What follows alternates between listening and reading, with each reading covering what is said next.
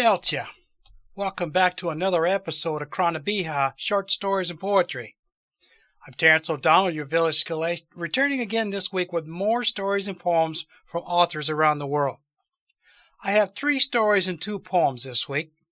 First up are the continuation of 2 space operas from Substack writers I began a couple of weeks ago. And then the third is also a futuristic space story from a medium writer. And then I have two poems, one about gardens and another one about time. So gather around once more and let me read to you under the shade of Crann, beatha, The Tree of Life. So my first story is entitled Never Alone. This is chapter 2 of The Guardians by the Black Knight in Substack. Einar spent one entire month practicing training with his railgun pistol on the firing range, a number of skilled teachers instructing him in the proper battlefield application of various techniques. Though he knew how to properly handle his large Tokarev sidearm, the office offered him advanced firearm training, and he gladly accepted it. The serious training facility was rumored to always house a lot of extra personnel, junior officers preparing for their final exams, veterans recuperating from dangerous missions, and many competent instructors. It was therefore a thoughtful choice on Einar's part to hone his ability with the one weapon he was probably least skilled with. Not one to slip into a false sense of superiority, he ran his now usual physical training regimen. Advised by the space biker who sold him his Tokarev pistol, Einar adopted a new daily exercise routine. 5-mile run a day, 500 push-ups, 5 dozen pull-ups, and 100 squats for good measure, the bulky human said. This type of training, it did work. He was beginning to see and feel the results. Though the last part of the human's advice, something about bending the old mega steel bar, kind of sounded a tad bit outlandish to him. He did look for a piece of rebar steel and then bent it more than a couple of times. Einar quickly got bored of this peculiar exercise and could not decide if that adorable human was poking friendly fun at him or being serious. After all, as guardians were many, many times stronger than the average sentient of medium size. After a long meeting with the commander of this facility, an elderly human by the name of Martin, Einar was informed that the junior officer he was to be paired with was delayed somewhere else. Chief Training Officer Martin Soul offered sage, fatherly advice, and answered nearly all queries the young Asgardian had about the office. Moreover, the veteran informed Einar that he was now part of a novel troop exchange program. This promising initiative, like many similar life-saving adventures, was jump-started by prudent strategists and wise business people. Terrance, who, after witnessing what in the state of newly liberated planets like Lotharia and Averna was, expressed grave concerns. These experienced people feared that certain groups would attempt to prey upon the unarmed native populations, exploit security gaps, and otherwise keep doing what the planet's previous masters were doing. One could imagine the terrible worry up until recently that these people suffer from under the yoke of their oppressors. What if some slimy narco boss or a band of pirates attacked and enslaved them again? Einar discovered that as one of the many and promising youths recruited into this phalanx organization, he was to receive some form of field support. During every operation, if available, the junior morale officer and their guardian would be given command of local forces. In this case, the untested and battle-young warrior was to be deployed somewhere in Lotharia. When, where, most importantly, who would be his companion, Einar knew not. Apparently, specialists from the office had their hands full at the moment. Virtually all of their resources had been stretched to the limit. Not one to ponder too much over matters which he had absolutely no control over, Einar kept training.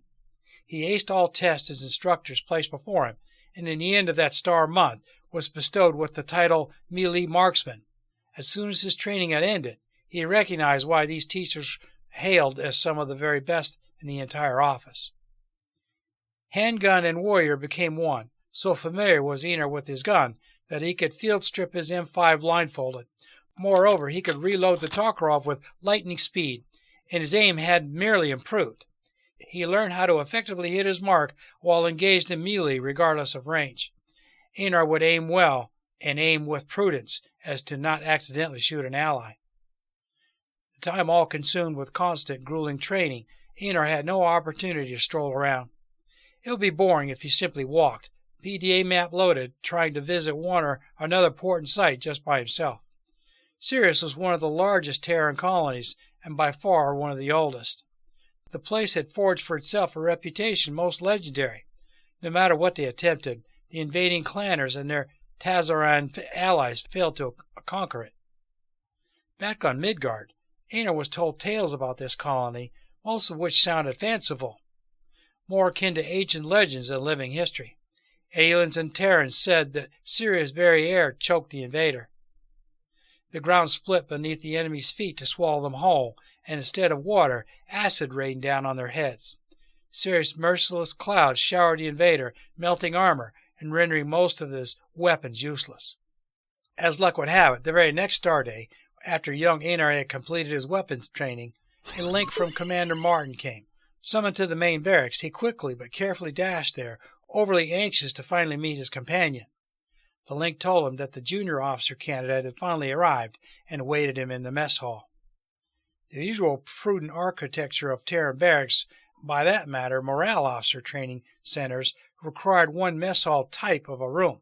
The office modified theirs, and instead of being used just for recreation activities or a place to eat, it often housed ceremonies.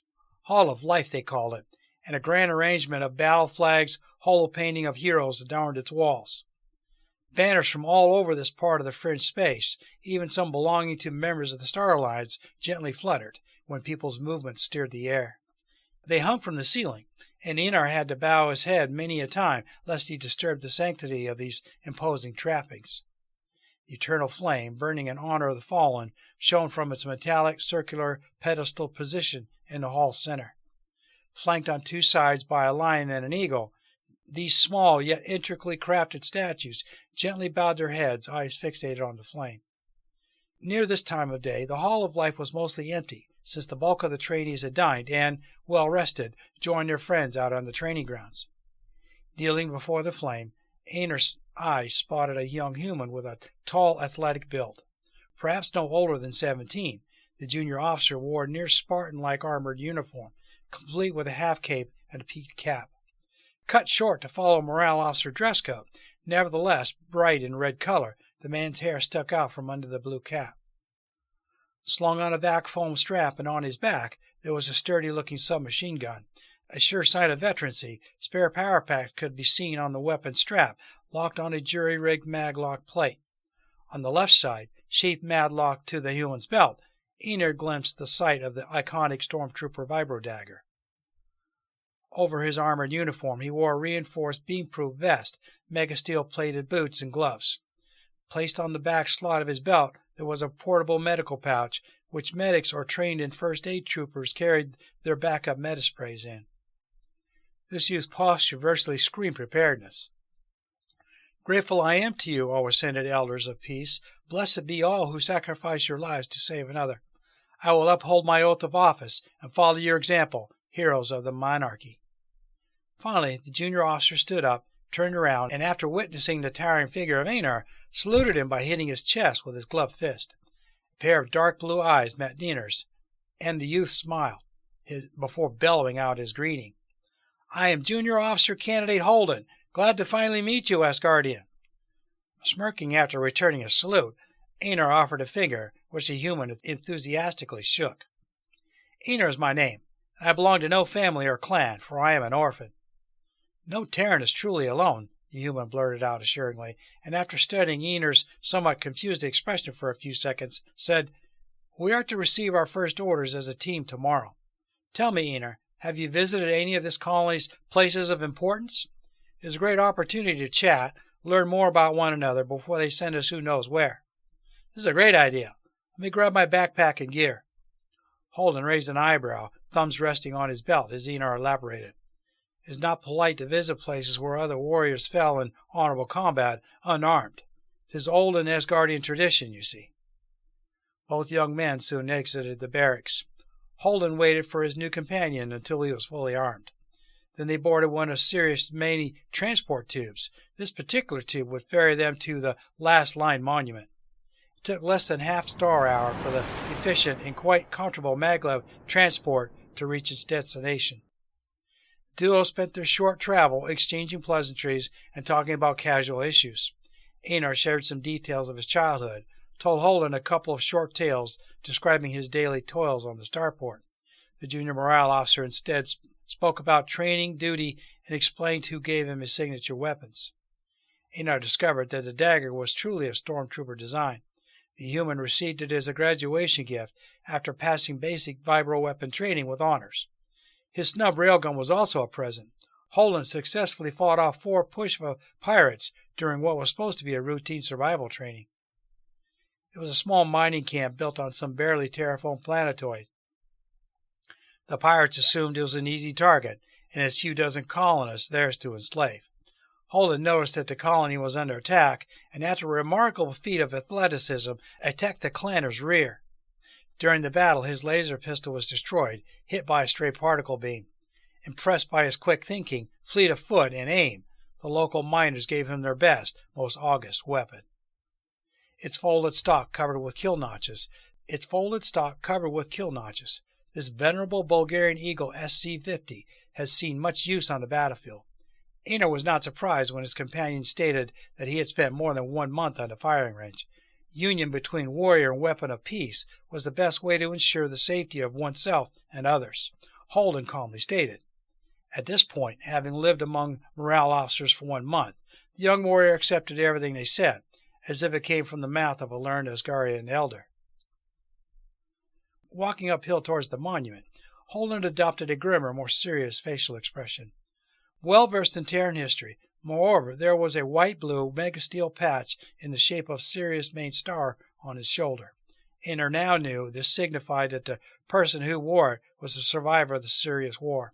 Indeed, the young man was no older than 17. He confirmed that himself during their travel.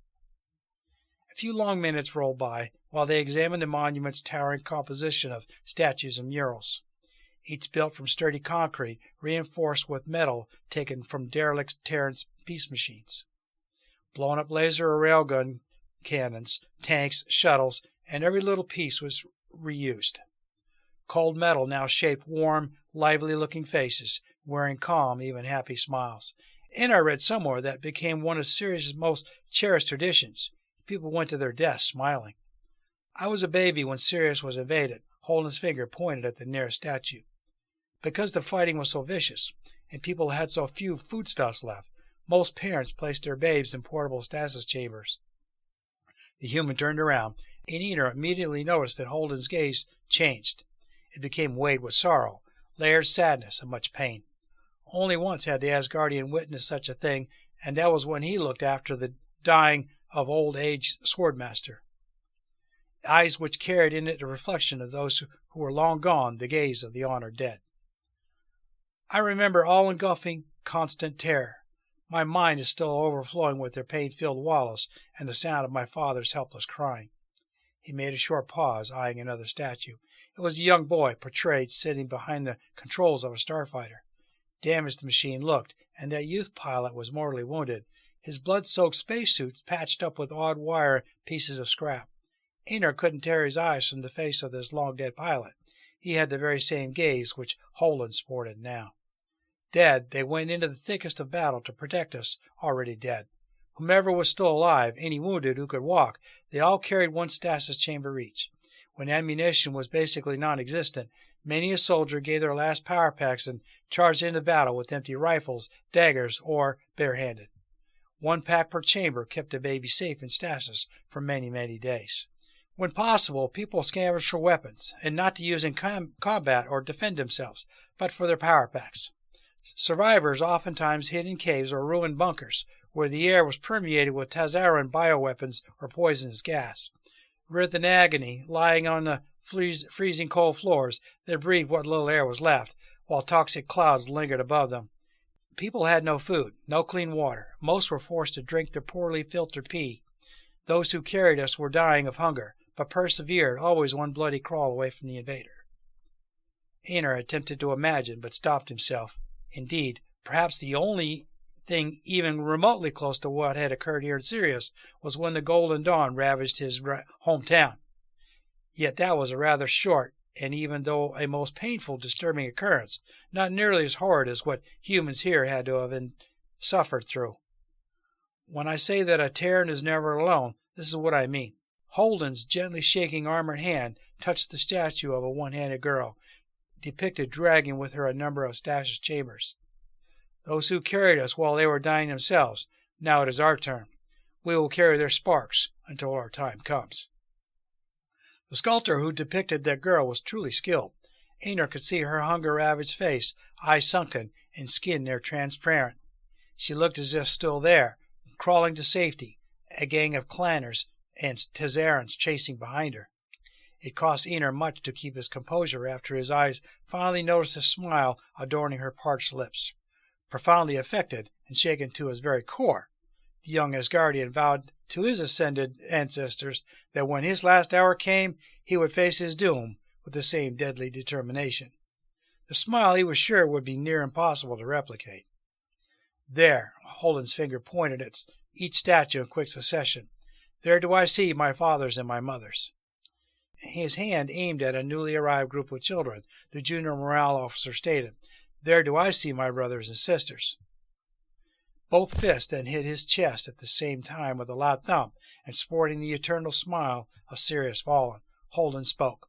I am one of the carried, now forever, and until my hour comes, a morale officer. Saving lives is my duty. Though I could never repay those who carried me, their last breath upon their lips, I will make sure that, and he added, nodded at the monument, never happens again. Never alone. We are never alone. Einar barely uttered and then knelt before the girl's statue. Proud Asgardian warriors never grovel. They rarely even knelt, and only before their noble liege. Sacrifice of such magnitude deserved eternal reverence. Moreover, it was an example for him most powerful. The trail of pain, blood, and sorrow which these people left behind was one to be admired and followed, to the last torturous step. My next story is Chapter 4 of The Gravediggers of Orpheus, and this is by Catherine Elaine. Derek had spent hours fixing the old Vulture 05 with motor oil up to his elbows. He had dug up corpses from the debris when all the excavation bots broke down, but he had never held a human baby.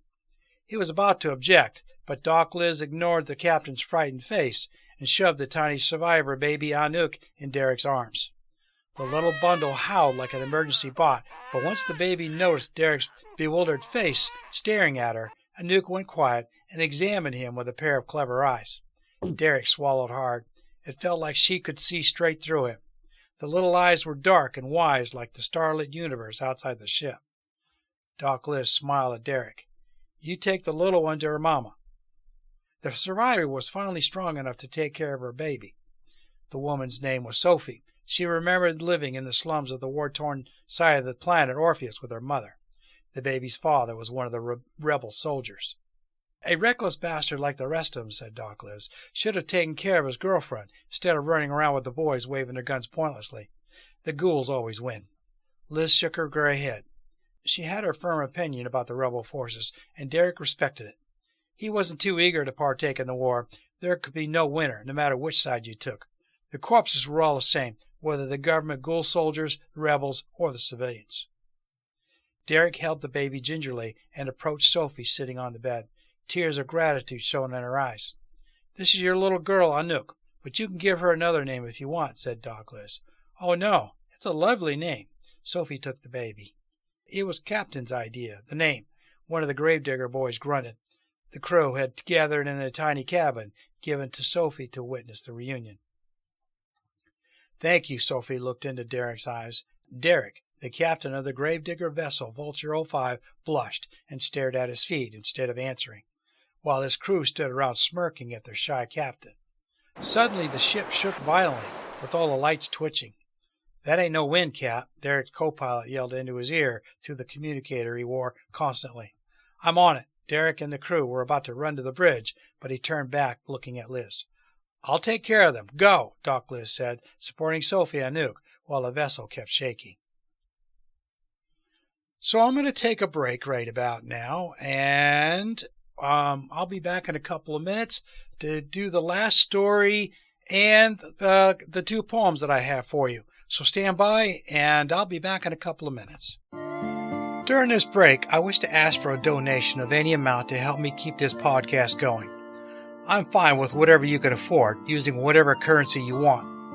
I've set up a donation tab on the Crann Stories and Poetry webpage at rss.com and a donation page on my website at www.crannbeatha.com using PayPal for your security. Don't worry about the exchange rates, as PayPal takes care of that for us. If you like this podcast, please like, subscribe, and share it with everyone you know in your social circles, as the writers I showcase in this podcast deserve all the exposure they can get.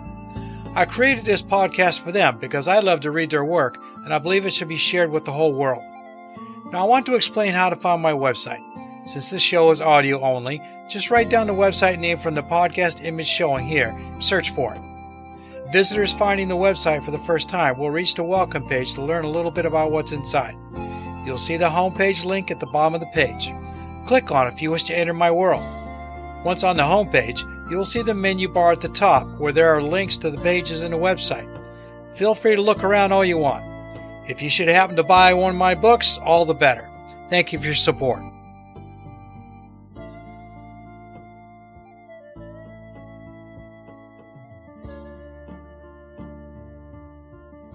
Welcome back.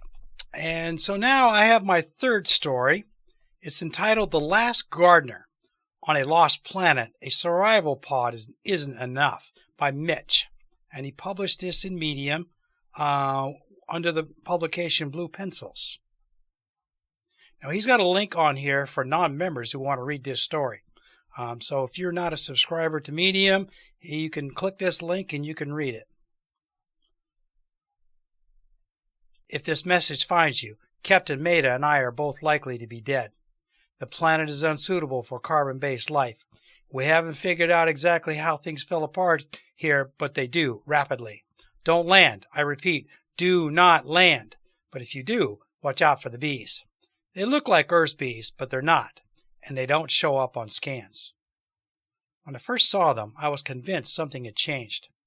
I couldn't quite put my finger on it, but after the electrical storm on my last night, hundreds of them swarmed the compound I directed out of the remains of the survival pod.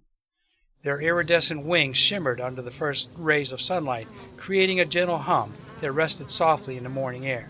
It was the first time I'd seen so many of them. We were excited to see the bees.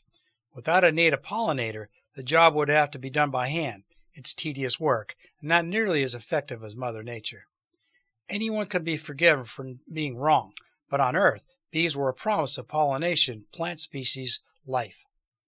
I stepped down the gangway beneath the pod to get a closer look at them. It groaned and gave a little beneath my feet. It wouldn't last much longer. The smell of last night's downpour filled our little enclosure. Rain, wind, water, and wet earth threaded with the scent of the flowers Captain Maida grew. Thank God for the barrier. She was very pleased with my efforts. At the very least, it would keep any wild animals out, she said. We didn't know there were worse things outside. I suppose we were lucky. The tall walls kept most of the winds out. The plants inside were mostly okay. Here and there a tender stem bent in the ripping wind. Branches from the tops of the trees littered the damp grass. I thought perhaps that's why the bees made their way inside. The garden was protected from the worst of the weather. Now I know better. The bees were attracted to signs of life. And on this desolate planet, the last remaining outpost of Earth, we lit up the night like a spotlight. Maida broke open the seed banks after a week. She needed to eat, and it would take too long to figure out what we could forage from the landscape.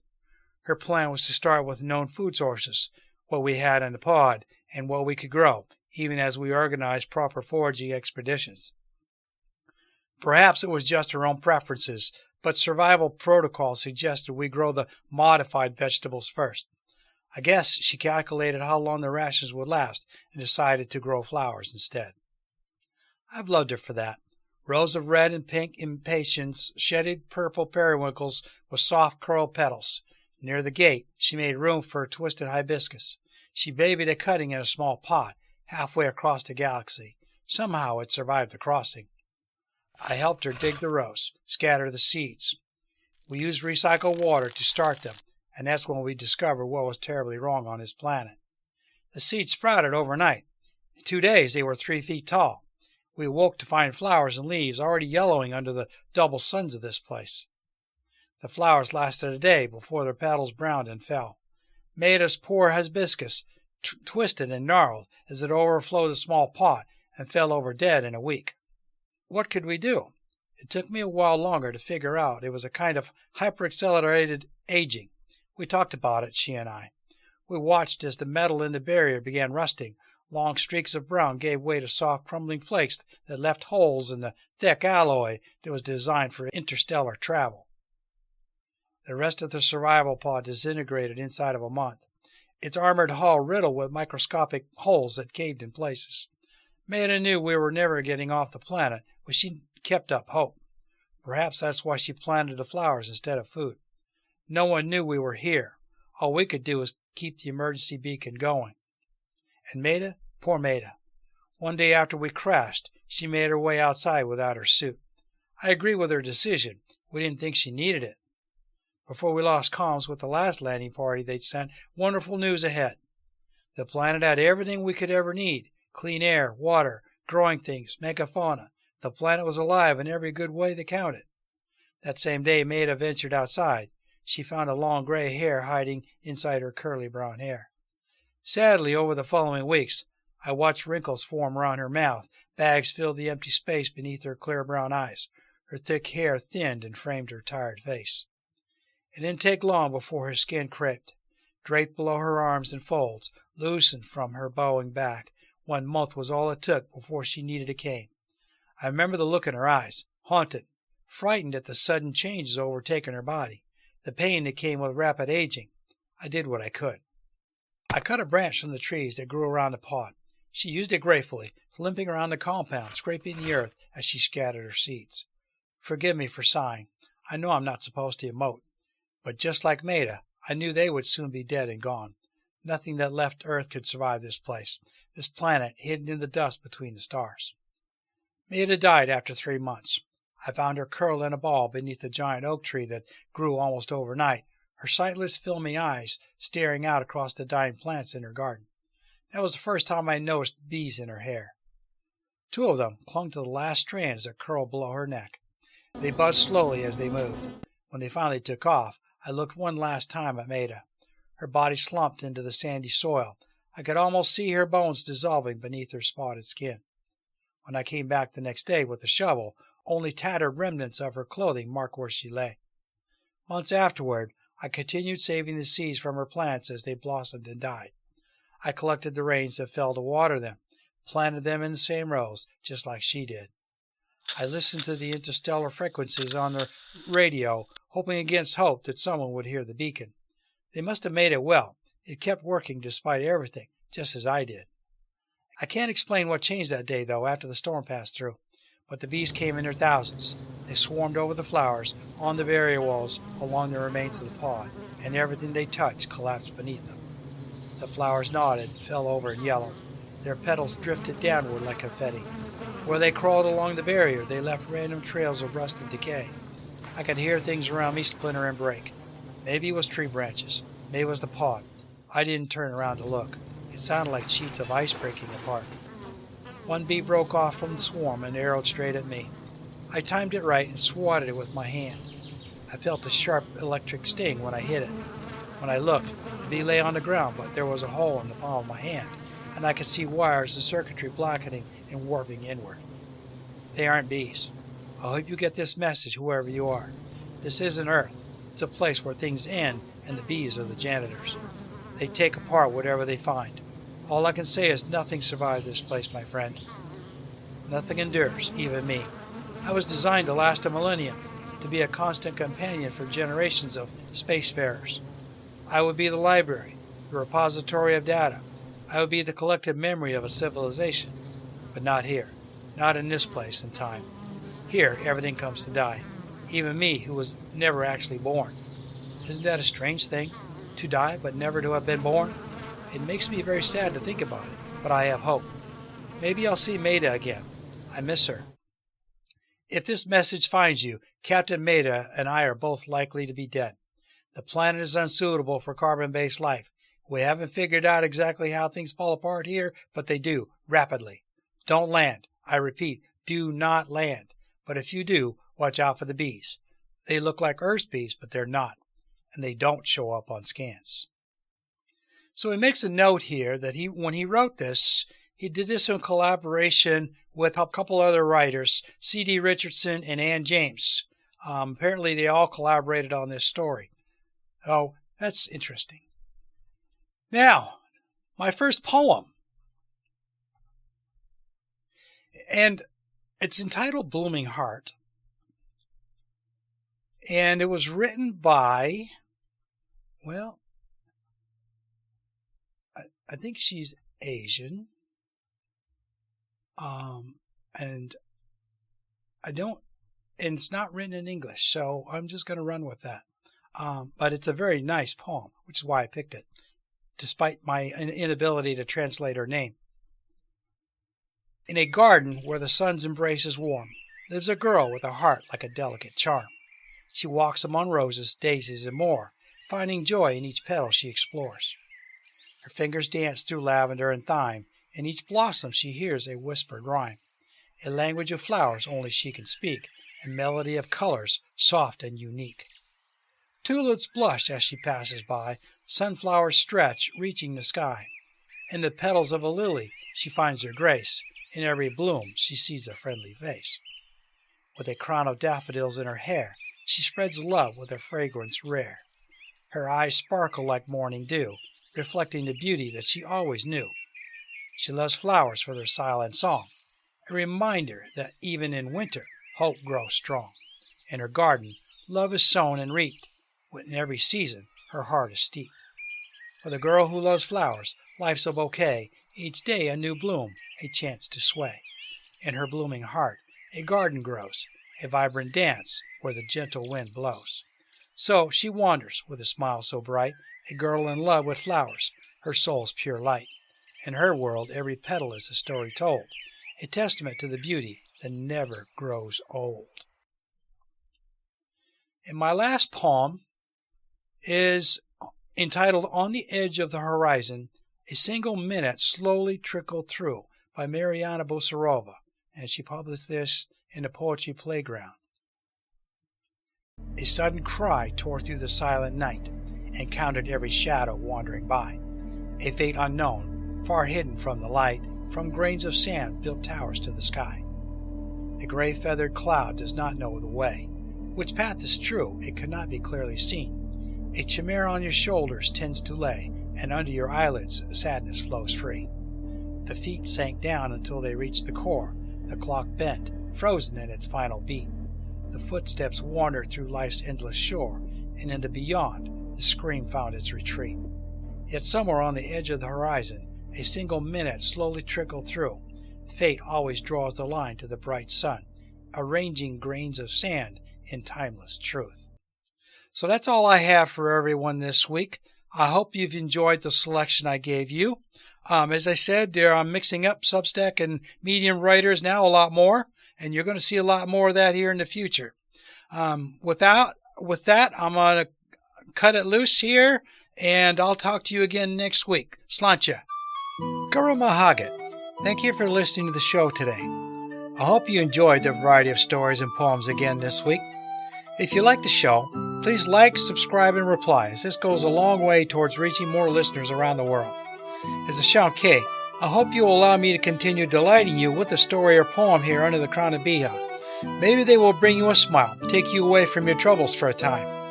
As I say goodbye this week, I wish to leave you with this Irish blessing as you go about your day. May your path rise up to meet you, and the sun warm your bonnet as you walk down the lane to the pub. May your friends and relations bring you a pint after you retell these stories and poems I give you here.